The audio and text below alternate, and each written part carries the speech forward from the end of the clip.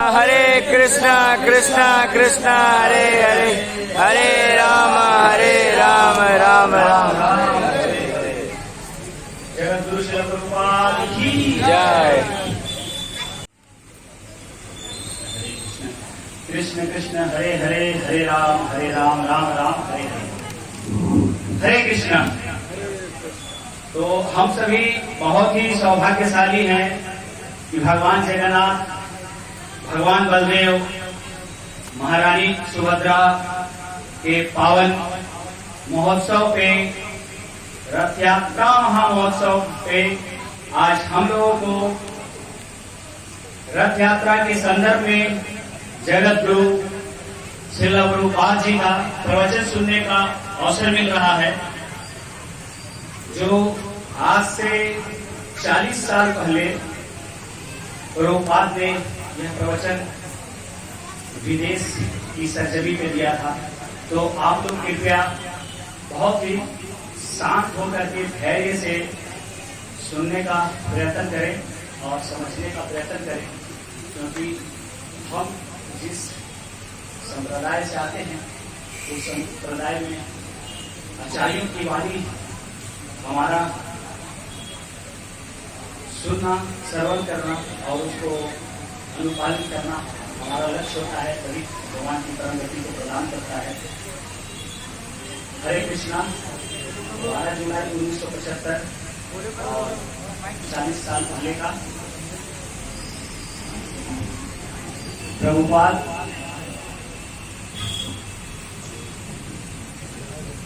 Ladies and gentleman,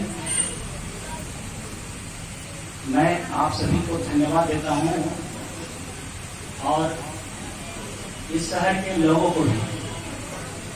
आप कितने दयालु हैं, आप कितने उत्साही हैं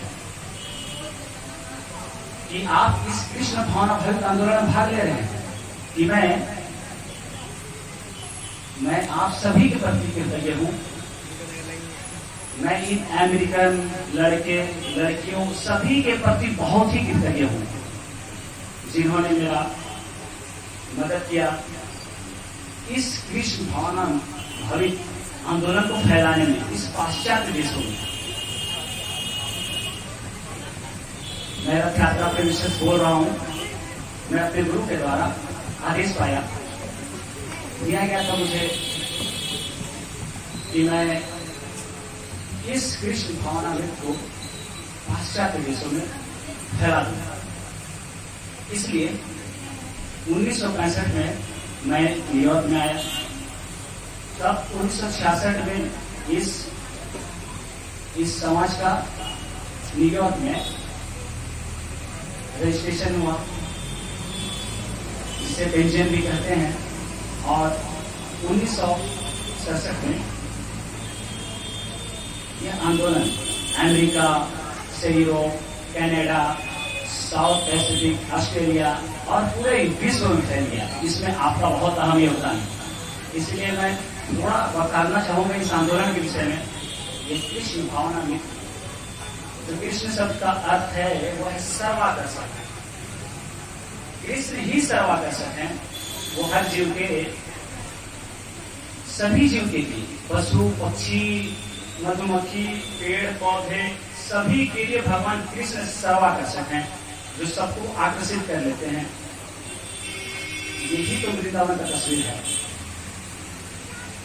यह भौतिक जगत नहीं है। हमें तो आध्यात्मिक जगत का कोई भी अनुभव नहीं है, लेकिन हम यहां से इसके तत्वों को और इसके विषय में और जान सकते हैं, समझ सकते हैं। सिर्फ तुम समझने का तो प्रयास करो। एक जीवित व्यक्ति और एक मृत व्यक्ति में क्या अंतर है? जब एक मृत व्यक्ति को शरीर से बाहर निकाला जाता है तो वो मर जाता है, वो मरा हुआ है, उसका शरीर का कोई भी अर्थ नहीं बनता है। और जैसे वही शरीर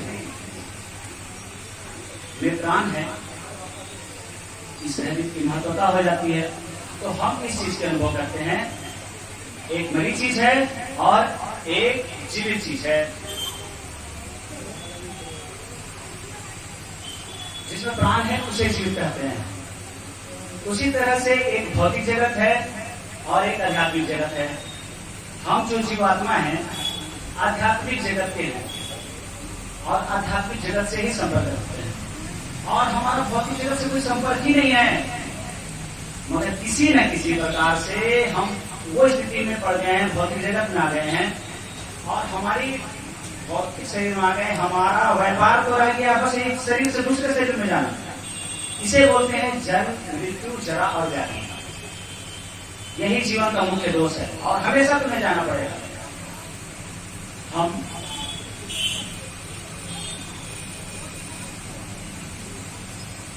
इस भौतिक जगत में एक प्रकार का शरीर मिलता है और कुछ समय में वो समाप्त हो जाता है। जैसे कि एक भौतिक वस्तु के साथ होता है। आप उदाहरण के साथ सुनना चाहो, जैसे कि अपना कपड़ा उठाओ, आपने एक कपड़ा पहना है, मगर जैसे ही ये कपड़ा खराब हो जाएगा, इसका उपयोग नहीं किया जा पाएगा, आप इसे क्या करोगे? इस कपड़े को फेंक दोगे और फिर तुम्हें अगला कपड़ा मिलेगा। तो ये जो कपड़ा है ये जीवात्मा का कपड़ा है, ये शरीर। और ये शरीर है ये जीवात्मा का एक कपड़ा है। हम आध्यात्मिक जगत के हैं, समझने का प्रयास करो। ये भौतिक जगत से आकर्षण से हम आसक्त हैं और हम इसे भोग करना चाहते हैं। तो भगवान हमें अलग अलग प्रकार का शरीर देते हैं। ये भगवत गीता में बताया गया है। ये शरीर वास्तव में एक मशीन है।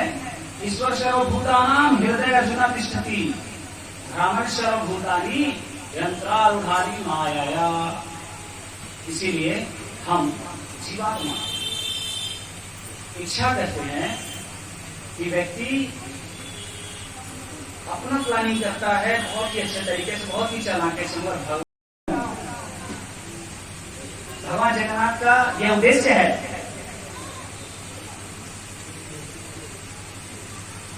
इस चीज के आधार पर हमें यह पता चलता है ये युवा, ये पुरुष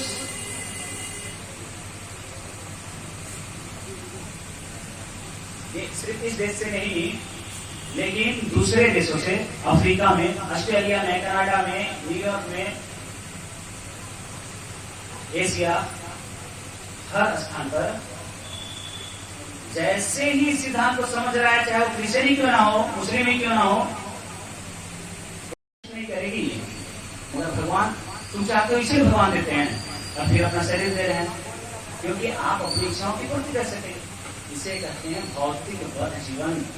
यह शरीर का बदलाव हमारी इच्छाओं के कारण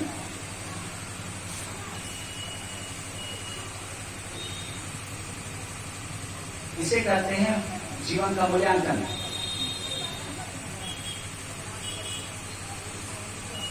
आप समझने के प्रयास करो। मैं बहुत ही गहराई से समझाना चाहता हूं ये प्रकृति का नियम क्या है और हमें कैसे पकड़ रहा है। और इस मूल्यांकन से ही हमें मनुष्य का शरीर मिला है, जो बहुत ही दुर्लभ है। बहुत शरीर के बाद ये मिला है। हम तो 9 लाख तरह की प्रजातियों से गुजरने के बाद हमें फिर पानी में शरीर मिलता है और फिर 2 मिलियन 20 लाख तरह के पेड़ पौधे हैं सृष्टि पे। इस प्रकार से सृष्टि के अनुसार पृथ्वी हमें मनुष्य का शरीर देता है क्योंकि फिर हम अपनी सुप्त चेतना को जगा सकें और प्रकृति फिर से हमें मौका देता है। अब तुम क्या करना चाहते हो? तुम्हारी अब इतनी विकसित चेतना हो गई, तुम मनुष्य बन गए हो और फिर से तुम जन्म मृत्यु पे जाना चाहते हो। तुम ऊंचे लोक में जाना चाहते हो, तुम कृष्ण के लोक में जाना चाहते हो, बस या पृथ्वी में ही रहना चाहते हो। ये सब विकल्प तुम्हारे पास हैं। मैं तुम्हें सिर्फ समझाने आया हूं।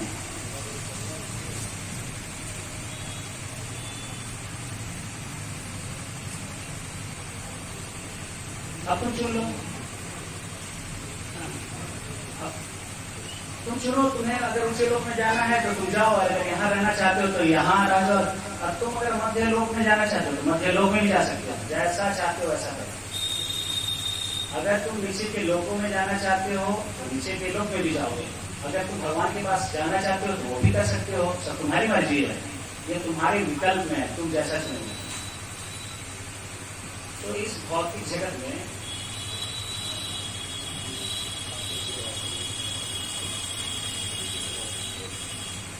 इसीलिए अंतर क्या है? इस भौतिक जगत, ऊंचे लोग, नीचे लोग, मध्य लोग, आध्यात्मिक लोग में अंतर क्या है?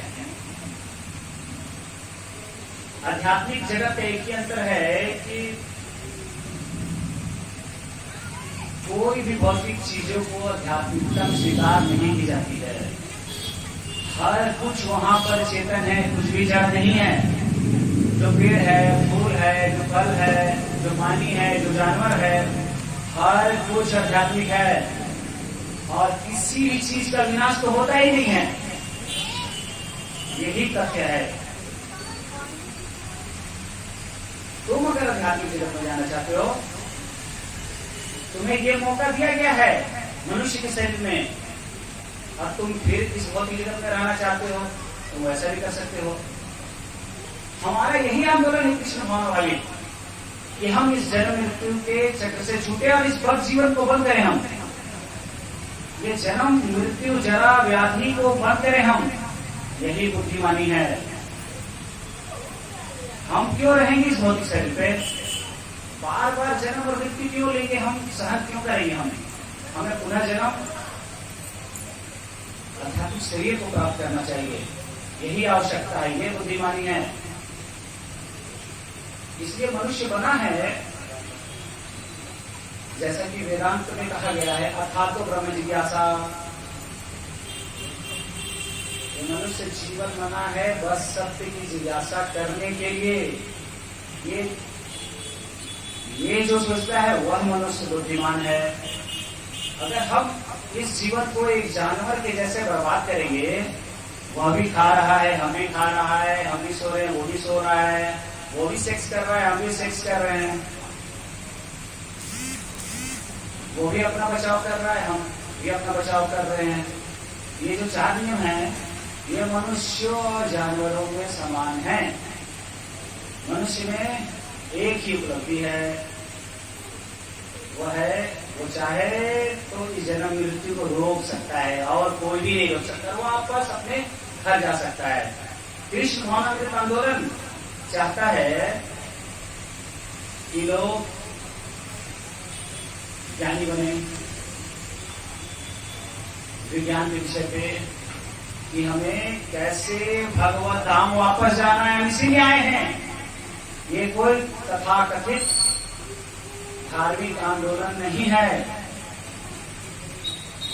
किसी भी चीज का अगर भगवान से संबंध है तो उसे आप धर्म के रूप में देखिए, परंतु ये इतना वैज्ञानिक है कि बड़े बड़े वैज्ञानिक भी, दार्शनिक, चिंतक, उसको ये समझना चाहिए कि आंदोलन, उनको ये आंदोलन को तो समझना चाहिए।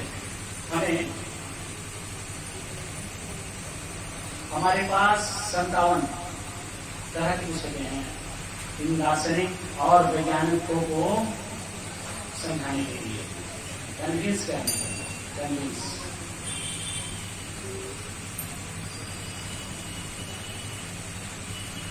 तो आप समझ सकते हो इस बातों को।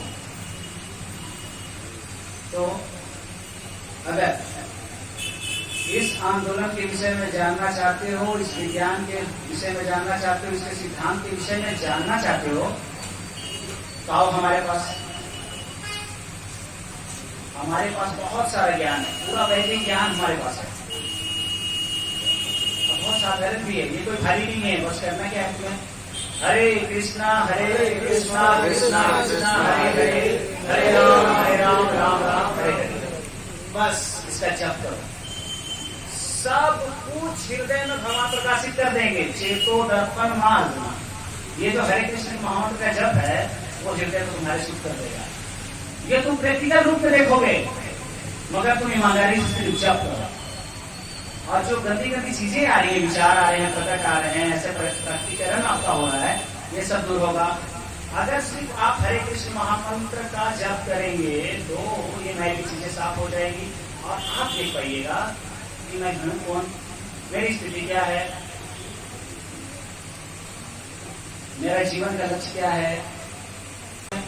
हरे कृष्णा कृष्णा कृष्णा हरे हरे, हरे राम राम राम हरे हरे। बस इसका जप करो।